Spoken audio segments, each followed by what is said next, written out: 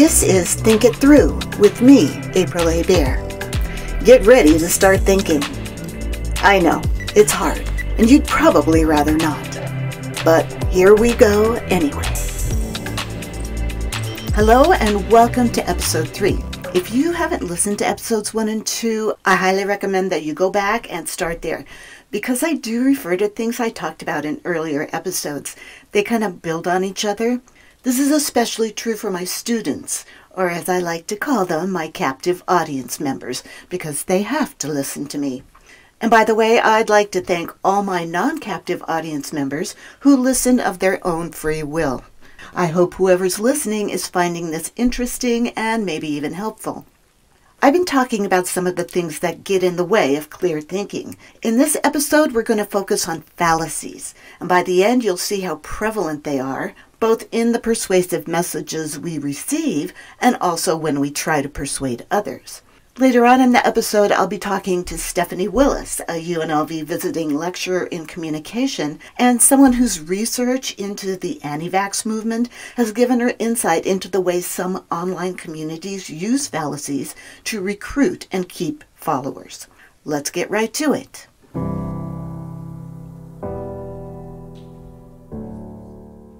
So, what are these things called fallacies? Why are they so powerful, and how can we spot them and thereby negate their power to sway us? That's what we're going to talk about in this episode. But first, you need another little lesson about arguments. If you recall from episode 2, arguments are defined as a series of claims that attempt to prove or support something. There are two basic types of arguments, deductive and inductive. A deductive argument attempts to prove that something is absolutely the case, and an inductive argument attempts to show that something is probably or likely to be the case. So let's look at them separately. A deductive argument sets up the premises in a way that makes the conclusion the only rational, logical possibility that one could come to, assuming, of course, that the premises are true. Deductive arguments are very precise and they have to be structured correctly. You've probably heard the term valid before. Well, that refers to a deductive argument that's structured correctly. However, a good deductive argument has to be both valid and sound. Sound means that all the evidence or premises can be shown to be true. So a deductive argument might be valid, but still be unsound if one or more of the claims in it can be shown to be false. Here's an example. All cows are pink. Bessie is a cow. Therefore, Bessie is pink. Yes, this argument is pretty silly and wrong just on the face of it, but it's actually valid because it's structured correctly. And if all cows actually were pink, then the only logical thing to conclude is that Bessie has to be pink. She couldn't be any other color if all cows were pink. Now, of course, it might be a valid argument, but it's not a sound argument because obviously all cows are not pink. Clear as mud? Okay, I'll link to something in the show notes that will help. But for now, let's move on to inductive arguments. Unlike deductive arguments, inductive arguments are less precise. They try to show that a conclusion is probably or likely to be true. The strength of an inductive argument is generally based on the quality and quantity of the evidence. Lots of good solid evidence adds up to a stronger inductive argument. Fewer pieces of evidence or vague or unclear evidence leads to a weaker argument. Here's an example. I live close to a desert area. There are generally lots of wild cottontail rabbits, and I occasionally see them in the neighborhood. But I didn't see any for a month or so. Based on my personal observation that I didn't see any, I could have come to the conclusion that there are no longer any rabbits in my neighborhood, that they're all gone. Now that argument's pretty weak, because the only evidence I have to come to that conclusion is that I didn't see any rabbits. What I really need in order to be more certain of my conclusion is more evidence. I could ask people around the neighborhood if they've seen any, or maybe I could look on some local wildlife websites to see what others have observed. Hey, I might end up with more pieces of evidence that would make me more certain that I was right in the first place, Or maybe the evidence I find would lead me to believe something else entirely, like other people seen them, but not as many, and the experts think that they were likely hiding during the day because it's too hot, but they are still around. So more and better evidence leads me to come to a stronger conclusion that's much more likely to be the case. And since I've seen several rabbits in the neighborhood again, once the temperatures have gone down, I'm pretty sure that they didn't disappear.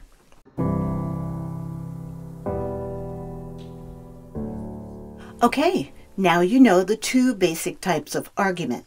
Now we're going to move the discussion to fallacies. A fallacy is an error in reasoning that occurs because either the structure of the argument is incorrect, which is a formal fallacy, or the content of the argument contains an error of some kind. That's an informal fallacy. Remember what I just said about deductive arguments, that they're precise, and in order to be valid, they have to be structured correctly? Well, formal fallacies, which have to do with structure, only apply to deductive arguments. And some philosophers have argued that it's rare to find examples of formal fallacies in real life, that they're more philosophical exercises than anything else, but I totally disagree with that. It's just that they're not often fully verbalized. Here's one. Let's say you just met Julia and heard her speaking Portuguese to your friend from Brazil, and you just assume she's from Brazil too. Here's the faulty deductive reasoning that went on in your head. People from Brazil speak Portuguese. Julia speaks Portuguese, so she must be from Brazil. Now you might think that sounds like a perfectly good deductive argument, but it's not. It's a formal fallacy and an invalid argument. The structure's wrong, and the conclusion doesn't necessarily follow from the premises. Julia could speak Portuguese because she learned it in school. She doesn't necessarily have to be from Brazil to speak it. So yes, formal fallacies like this can occur with regularity. However, informal fallacies are much more common because, frankly, most of our persuasive messages in the real world are inductive in nature. And there are a lot more informal fallacies than there are of formal fallacies because you can only screw up the structure of a deductive argument in a certain number of ways.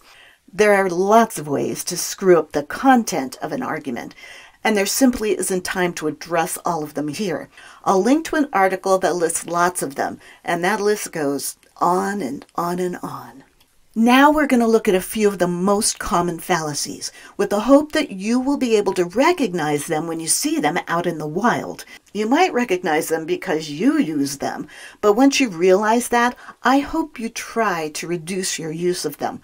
I mean, using them because you don't realize what you're doing, that's understandable, but it's unethical to use them deliberately. And why is that? It's because fallacies are powerful. They're extremely effective at persuading people, often more effective than actual facts and real evidence. People who are more interested in winning an argument than actually determining the truth, they tend to rely on fallacies. They work because they sound good, and also they appeal to our heuristically organized brains. And they can occur so fast and so often in arguments that we don't really have time to stop and pick them apart. We might sense something's amiss with the argument, but not be able to pinpoint exactly what's wrong. Remember, deliberative, slow thinking takes time and commitment. We buy into fallacies because they're fast and they're easy.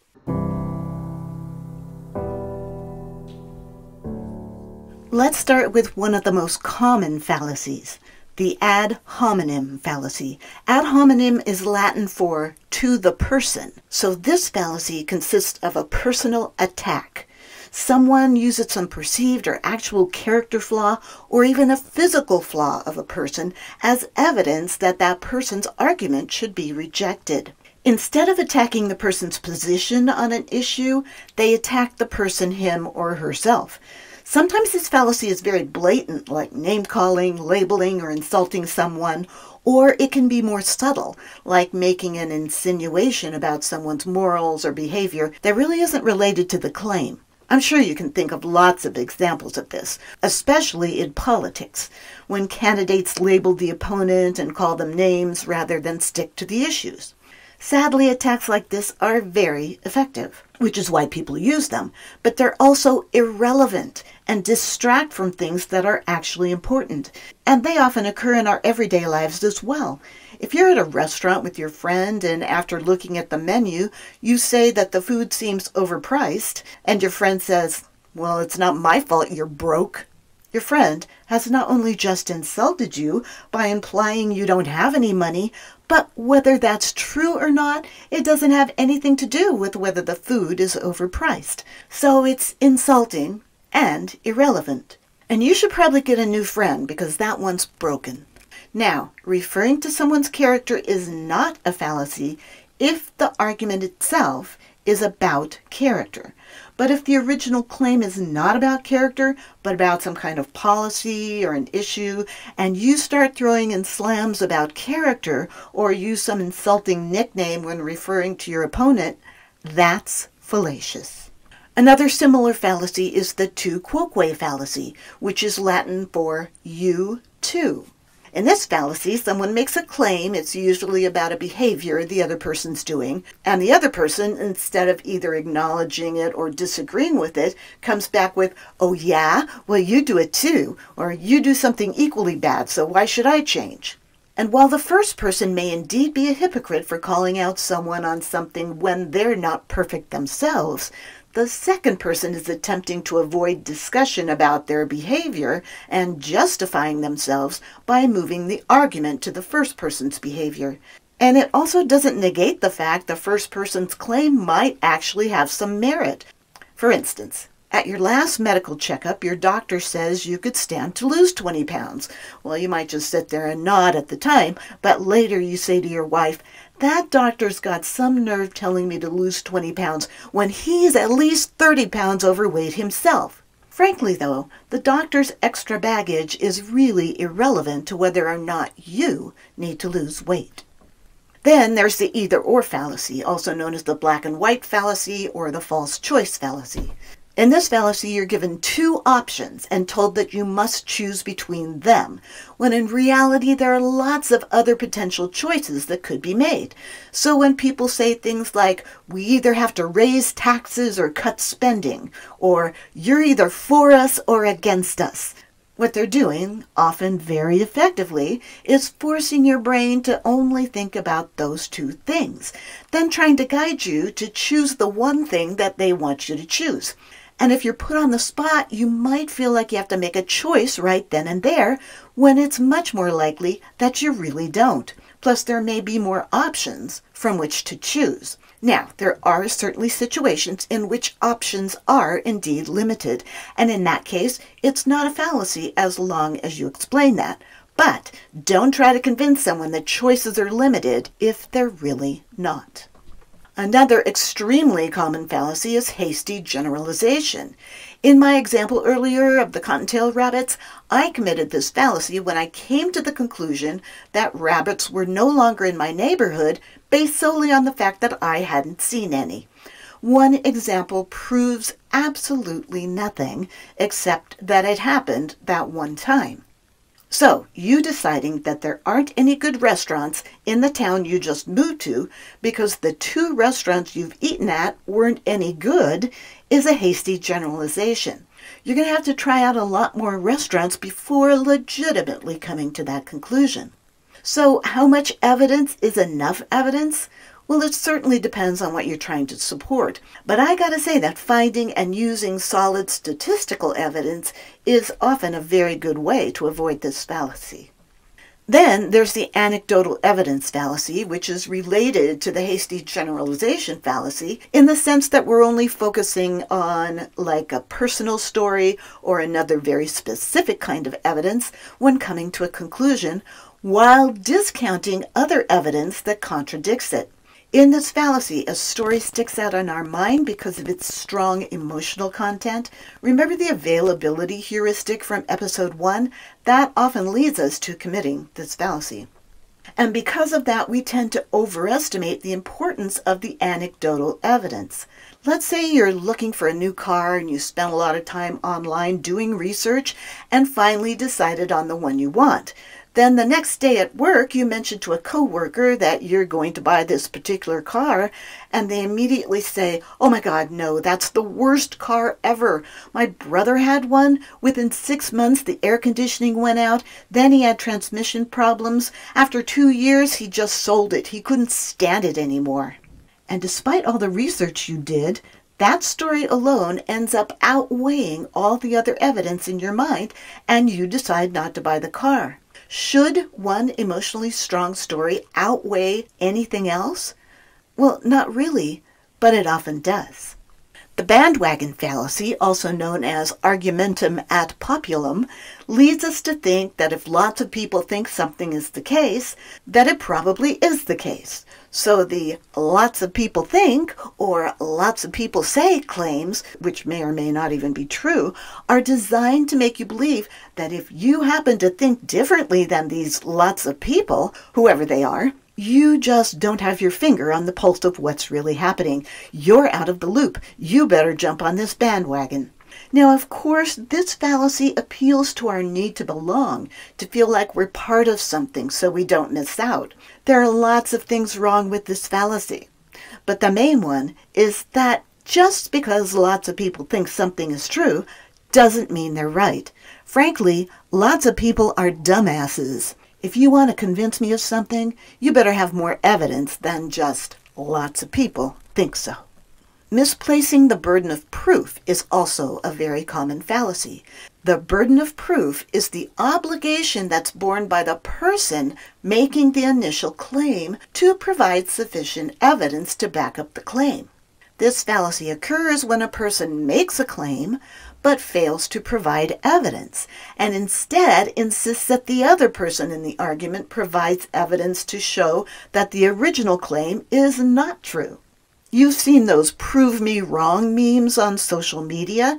They're perfect illustrations of this fallacy. They are, of course, generally played for laughs, but they kind of instill the idea that it's okay for a person to make some wild claim and then just sit back and wait for everyone else to explain to them why they're wrong. Yeah, that's not how argument is supposed to work. If you make a claim, you need to support it with good evidence and reasoning. Only then would it be someone else's turn to attempt to refute your claim with their own claim, evidence, and reasoning. But this tactic is often used by people who don't actually have any good evidence for their claim. So they just turn it around and put the other person on the defensive, who didn't even know they were going to have to try to refute a claim that doesn't have any evidence to back it up. Confusing? Yes, it's a very sneaky fallacy. Well, I've introduced you to a lot of fallacies in the past few minutes, but those are just a drop in the fallacy bucket. So I hope this little discussion has inspired you to do more research about them. And of course, I've linked to some good resources in the show notes.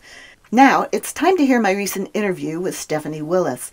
As I said, she's been doing some research on the anti-vaccine movement, and I had a great conversation with her about how people can get pulled into movements like this, particularly online, because of the power of fallacies.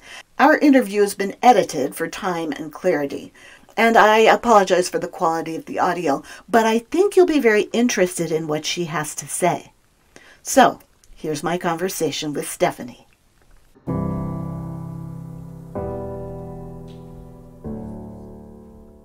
Welcome, Stephanie Willis. I'm so glad that you could take time out of your really busy schedule to come and interview on the podcast. So what I'd like you to do is talk a little bit about your life and how you got to where you are right now, and what are your interests in, like, rhetoric and argumentation and that kind of thing.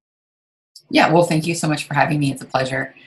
So when I was an undergrad, I really didn't have any direction, but I knew I wanted to go to grad school. And then once I started really kind of digging in and finding my footing where I wanted to study, I really stuck with rhetoric, and I enjoyed that because I realized not everything is data and numbers and quantitative, and I really enjoyed kind of the critical side of rhetoric. And for one of my papers, I came across, I was just doing research, reading the news, trying to find topics, and I really stumbled upon this article, and it was about a digital online church that was in trouble for having people drink this solution to cure autism and cancer and malaria.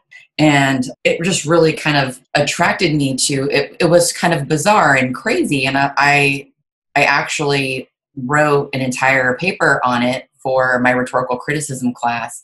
And then my advisor and I are actually working on a publication right now about digital churches using religious exemptions for vaccines. So I'm kind of getting ahead of myself, but that's where I really fell in love with conspiracy theories and fallacies, and was that just that one research article I found in the news, and then I ended up researching it myself. So it's been quite an adventure, but outside of school, I've got 3 teenagers, so life is crazy and busy and hectic, and got a husband and a dog, and we enjoy going to the lake and riding our mountain bikes and just getting outdoors. So we've been doing that a lot lately. Oh, yeah. Well, anything to get out of the house, right? Exactly. Anyway, we're here today to talk about fallacies, and I've talked about a couple of fallacies so far in the episode, but I'm curious about when you did your research into conspiracy theories, and I know you focused on like anti-vaxxers and anti-maskers, and I don't know what other ones you've looked at, but did you find that any particular fallacies kind of stood out to you, like they were ones that were used over and over again? Yeah, absolutely. And I'm glad you were narrowing it down, because really it's full of them, right? You can find them. Just about every fallacy is present at some point in time. But I think it's important to just kind of situate this in fallacies, and specifically like any kind of, because we're talking about anti-maskers as well. So anything that's like anti-something kind of revolves around this idea of a government conspiracy, right? It's kind of situated in that distrust of government and a fear of government taking away my personal freedoms. But really, the biggest one that I find in anti-vax rhetoric is appeals to authority. Oh, yes, yeah. Because that sounds, on the face of it, like a good thing. Like you should bring in authority figures to, to back up what you say. But how do they use that? Yeah, so I'm glad you asked. So they use it a couple different ways. One of the ways is, they function interestingly on social media, right? There's a lot of like big vocal people that are kind of the head of the movements, and they're all friends on social media, and you'll see just regular people mentioning each one of these and sharing links between these doctors. But the thing is, they'll say, oh, Dr. So-and-so said this, but if you go and research said doctor, they're a chiropractor, or they're a doctor in education or physical therapy. They're not epidemiologists or even have MDs or a DO. So when they're appealing to that authority, it's just the wrong authority. And a lot of these authorities as well will be just a parent, maybe a parent who has an autistic child, but their kind of ethos or credibility comes from experiencing having an autistic child. And then when they say, I've done my own research, I have an autistic child, then all of a sudden, because of that personal experience, then they become an authority on the subject.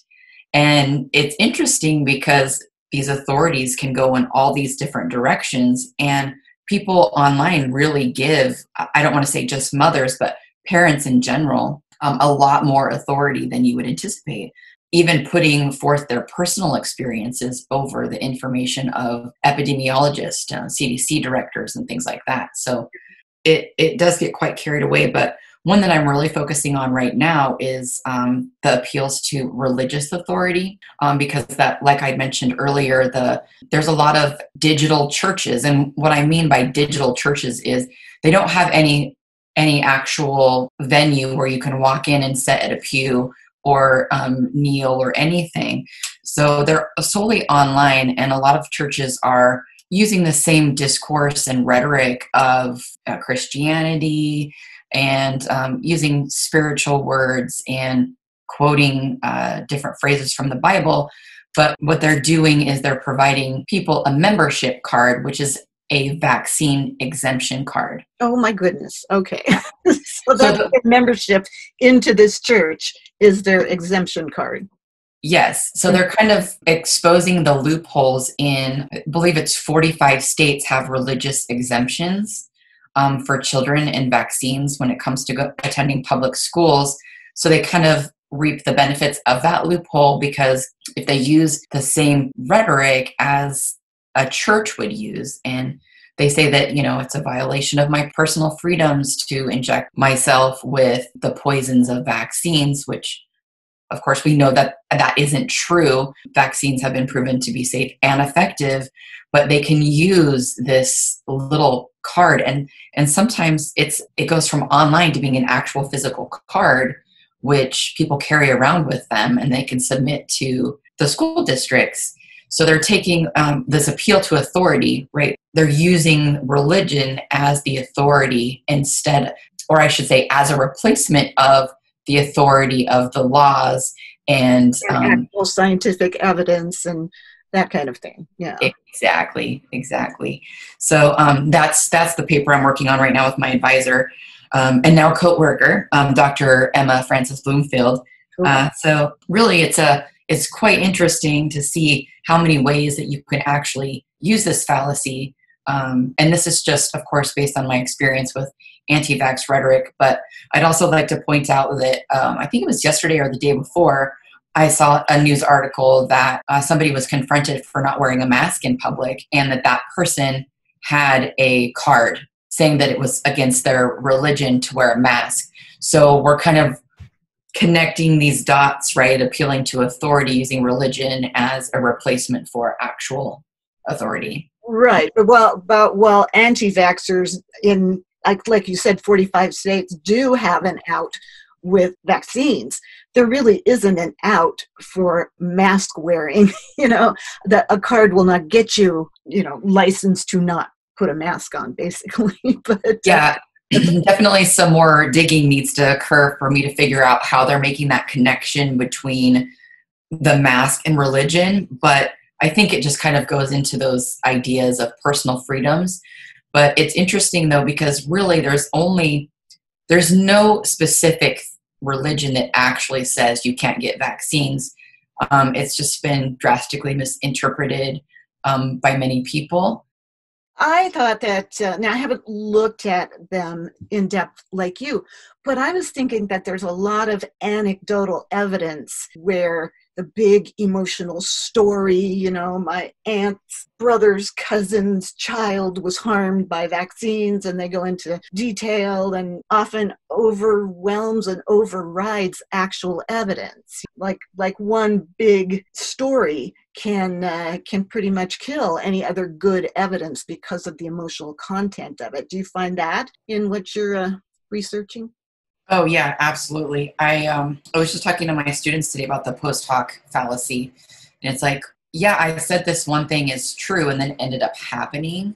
So this one thing must have caused the other thing, right? So yeah. You get this a lot with, my child got vaccines, and then they were diagnosed with autism shortly thereafter. Right. So it's that the post hoc fallacy is also kind of like that causation and correlation. Right. So people confuse those things. So, which is related to anecdotal evidence, right? If a parent thinks that their child was vaccinated and then they were diagnosed with autism, and that one thing caused the other thing, then that story becomes their evidence.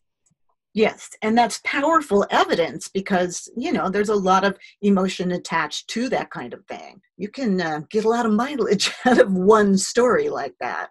Oh, yeah, especially with the way that the internet is set up. The affordances allow you. My one story could be liked hundreds of thousands of times and shared and then reshared. And a lot of these people travel in those same echo chambers. So you'll see a lot of this stuff over and over. And then they'll even say things like, thank you so much for sharing your story. They'll tell their story and then they'll share that in another post. So it's a very long road that these stories can travel, and they have a lot of weight. I've seen specific comments that say, I'm so glad that you have awoken and that you are now aware of, what the government is trying to do to us. We will share your story. We need to put our experiences over scientific research. I mean, that's a paraphrase, but I mean, it's pretty frightening to think that people's stories, I think it's just easier to process, right? We are storytellers by nature. That's how we get through the day. We talk about what happened in the morning, what happened at lunch, what happened when we were driving home, and all those things add up to our lives. And so a good story really can resonate with people, whereas, solid facts and evidence and statistics really don't do the same thing to our brains that a good story will. Right. And speaking of storytelling, it's when you look at anti-vaxxers or anybody that's involved in conspiracy theories, right, there's this story that creates a narrative of a villain and a narrative of a hero, right? And in this instance, the parents are the heroes. They're the ones who are revealing the air quotes here, truth about vaccines, and that they're exposing the corrupt evilness of the government. And those things are easier to believe because we don't think inherently of parents as being evil people. We think of them as like loving their children and wanting the best for them. So most of us can experience some sort of guardian or parent that took care of us in some form. But then when you think of the government, it's like, well, I have to pay my taxes and they make all these rules I have to follow. And it's very big and abstract. I can't understand it fully. So it's easier to believe that anecdotal evidence from a parent and their personal experiences. Sure. Yeah, because they can relate to that parent, whereas they can't relate to a government. Right. Yeah. There was something else that I was in doing my research for this episode. I was looking at something called the shotgun argumentation fallacy, which is where, like a shotgun doesn't have one bullet. It's got like pellets, and it just spreads the pellets over like a giant area. And so the shotgun argumentation is when someone tries to convince you by overwhelming you with this huge amount of claims and supposed evidence. And if even one of those claims has some truth to it, which is indeed, it's not all falsehoods that, that these people are saying. There's some hint of truth there, and the people that are being inundated, just the sheer amount of these claims and evidence, you don't have time to pick that all apart and determine what's real and what's not. And if you hear something that you can resonate with, then you have a tendency to just buy into the whole package. I'm just wondering if that's something that you've seen as well. Yeah, I've actually never heard of it called that, but I'm like, I can see the visual in my mind. It would be a great meme. Overwhelmed by evidence that you don't have time to pick apart. So, sounds good, must all be true, Yeah, and that's what I think that, anti-vaxxers have been around since the very first vaccine in the late 1700s in Europe. So, it's nothing new, but what makes this a little bit different now is that it's social media. It's the way that information travels and the access that people have. Some people, especially if they're these doctors and chiropractors, they might have access to academic journal articles, but a lot of people don't. But you have some that are really savvy, or maybe had some experience in academia and doing research at some point. And so they know the verbiage really well. I've seen it, and I'm good at research, and I know how to find stuff, and I know how to pick apart arguments.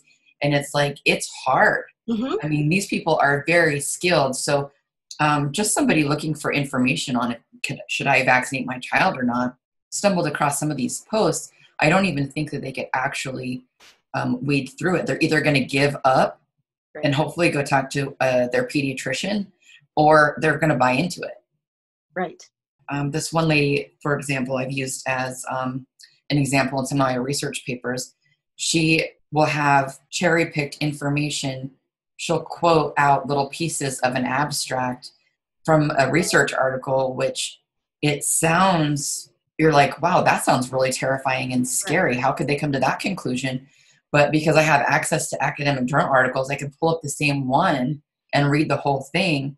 And the way it's taken out of context is just terrifying. But yeah, and your basic person researching on Google is not going to be able to find that whole article. And right. even if they found the whole article, trust me, I've had to sit there with a thesaurus and a dictionary and, try to figure out exactly what these people are saying. So if it's difficult for, someone in higher education to figure out what is going on there, it's got to be almost impossible. So yeah, that whole cherry picking thing, just pick out a couple of words here. This phrase that when you take it out of context could mean the exact opposite of what it actually means in the article. So yeah, that's something that's very common as well. Yeah, and I absolutely see that a lot online. And with some of the posts too, it's like I said, that echo chamber and the ability for people to share and comment on that. So even if you don't click on the link and open the research article, I'm envisioning like all the shares in the comments being part of these pellets of that shotgun, right? Where these comments just keep coming at you too. So these comments just reaffirm what the current belief systems, right? So that cognitive dissonance is like really, really real. Yeah. And they're like, oh, this aligns with my values. I already knew this. And then you look at each comment and they're just reaffirming the one before it. And it's really hard. Sometimes, like we were saying with the anecdotal evidence, it goes right back to that, right? Yeah. So none of these fallacies are in these nice little bubbles and separated from one another. It's like they're all connected somehow. They are connected. And the bandwagon fallacy is another one. Like when you're in that little bubble of, just the people who think like you do, it's very, very easy. Even if you come looking at it, go, I just want to see what they say. You could get pulled in just because everybody, you start to think that everybody thinks that way, or the people that really are in the know think this way. And so, I don't want to be left out. I better jump on this bandwagon. Yeah. And online, because if it's public, I can see it. And when I'm really investigating something, what I'll do is I'll print out threads because I want to be able to see it on paper and I want to see it unfold. And you can see that happening. You'll see somebody new that hasn't commented before and they'll have like maybe a question or something that's pretty neutral, saying you can tell they're not really quite on the bandwagon yet. Mm-hmm. And then after a couple of days or weeks, they're just like fully on board. Yeah. They've just, you stay in that little echo chamber and people are answering your questions with logical fallacies and you don't have the ability to debunk those. So I think really if we could have people remember that just because something happened to one person or two people or a group of people, that isn't sufficient evidence that thing is true. Definitely hasty generalization or overgeneralizing from a small sample or a biased sample. But again, that's not what you're thinking in the moment. It's really, really hard to think about that. So I just wondered if you had a favorite fallacy. I don't mean favorite in the sense that it's the one I love and I use it all the time. I mean, like when you see it, you're like, oh, that one just kills me. So. Yeah. I mean, I think like generally, they're all fascinating to me, but really, I think false choice intrigues me the most because it takes a lot of critical thinking to even realize that you only have two choices and neither one of them are the right thing. Sometimes when you're provided with these options, it's like you're almost, you feel like you have to make a decision. Right. Yeah. I think that when people do that, you either have to do this or that, and you feel like you're on the spot, it's like, well, okay, I'll do that one. Salespeople are very good at that. They're like, yeah, look, I have these two. What about that one? Yes, that one. But yes, that one happens quite a bit. Yeah. I mean, I see it a lot. Well, they'll be like, either you believe that the government is bad and you're on their side, or you're on our side. And it's like, wait a minute, those aren't my only two choices. I can actually believe that, and I've made this argument in some of my papers, that anti-vaxxers is not a bad word to me. I feel like, they're just misguided, and they're not, the majority of them aren't out there to cause harm. Right. They actually believe that they're doing the right thing. Right. And I believe that the government is an important function in a democracy. So it's like, neither one of those choices are good choices or my only choices. Right. But they want to pigeonhole you into this idea that their sides are only certain possibilities. And I think that leads them down the way of creating these logical fallacies right into that pigeonhole, so that you don't have other choices than to believe that fallacy. Yeah, that makes perfect sense, because if you are arguing with somebody who is in this bubble, whatever bubble it is, and they can just deny anything that you say, because if you're not with us, you're part of the problem. That kind of thing. So I'm not going to trust anything you say. So that either or kind of thing means also that I have to stay in my own little bubble, and I can deny everything you're telling me, because either I'm with these people or I'm part of the problem. So that's, I think that's interesting too, because people can use it to keep themselves in that bubble. So do you have any advice to people? I don't know if you can stop people from getting sucked in. I have seen many good people that, I can't really talk to them about certain things now. It's the weather now. Yep. And, the weather and what we're going to do on the weekend and that kind of thing, because you just can't go there because it's kind of useless. But before that point, do you have any advice for people just to, be on the lookout for particular things when they're on social media, particularly because that's where we're talking to each other now? Yeah. Well, kind of two things there is, because we are on social media so much, it's important to get out of those echo chambers. So if somebody comes across something and they're like, yep, that's what I thought, and you're like, that just is confirming my own personal biases, my suggestion is, as soon as you have that yep feeling, that you should go somewhere else and you should check that out off of social media.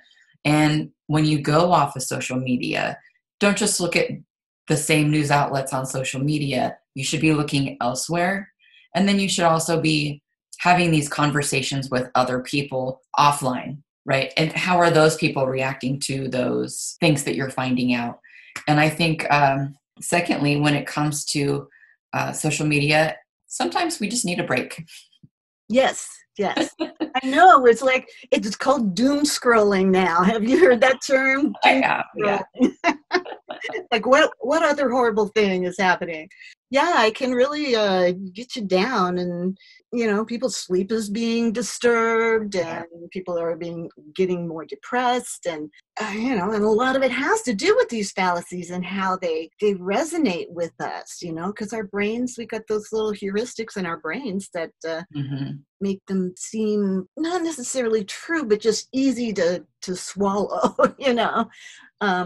when we should probably stop and think about them. Yeah, and that's critical too, because if it just seems like it's that easy to believe, it's like, okay, again, go look at some other sources and try to figure out if you can get the same information from multiple sources across the spectrum. There's a chart, I'm sure you've seen it, the media bias chart. Yes. And I love that thing, because I can go all the way across the board if I want to figure out something, and I can be like, this is how all these news articles are reporting on this thing. And if I can find 3 or 4 who are reporting the same thing, I feel like that's a pretty safe number to say, yep. And they're most likely going to be using the same sources too. Right. As far as like, if it's about science information, they'll be talking about the CDC or WHO, or, if they're getting their information from there. But yeah, I think it's really important to you know, when you have those aha moments or those gotcha moments, or even the moment where it's like, wow, that can't possibly be true. That's crazy. Like if it's something that it just seems so out of the ordinary that it's almost impossible to believe. Like those are the not true.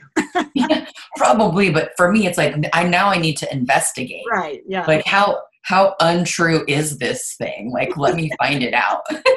Of all the things that happened, this really didn't happen. Right. Yeah. Like this, nobody else is talking about that. And I'm not trying to be anti-social media, but Twitter's really great. There's some people who I feel are their full-time jobs are going through and they're like unpaid fact checkers. That's awesome. Yeah. So, you know, you can go on there too, and you can, you know, don't stick with one. Again, three or four sources and see if you can find that information. And oh, cool. Send me those links and I'll put them in the podcast. Yeah. Awesome. Well, thank you so much for all your knowledge and wisdom. And it was really great talking to you. I think that we need more people like you out there really getting into these conspiracies and looking at them and you know, pretty much opening our eyes to what's out there. Thank you so much. Yeah, thank you so much for having me. And it's fun to talk about anti-vaxxers, but hopefully I'll broaden my horizons now that I'm out of college and I'm doing my own research, and I'll have some fun and interesting new fallacies in a different category of people to talk about. Well, when your papers get published, let me know. And again, I can put those links up on my website as well. Oh, cool. That's awesome.